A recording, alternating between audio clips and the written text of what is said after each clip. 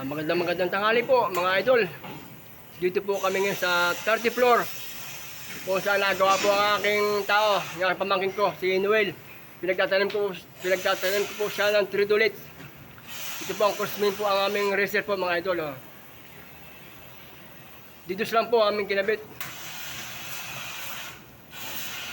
Gamit po niya ang acetylene. Yan po ang tangke namin mga idol. Acetylene. Gamit ng Fire Pro.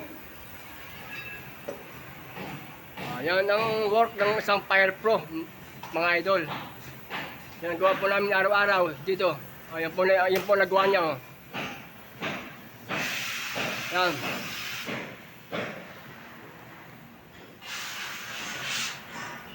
Ito po ang trabaho namin dito mga idol. Kanyang helper.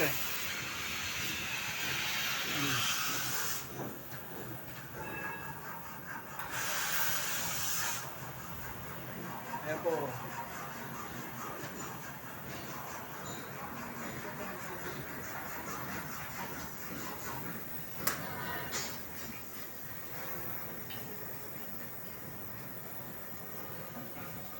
Kailangan ba paggamit ng acetylene ay talagang dapat marunong din po.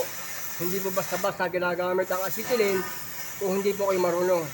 Kasi ito po ay tinitimpla din ang lakas ng hangin at apoy ng acetylene.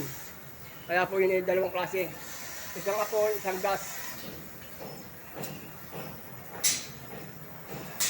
Ang mga idol, ang trabaho ng isang Fire Pro.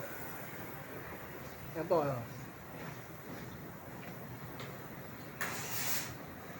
Yan, tapos na po yan.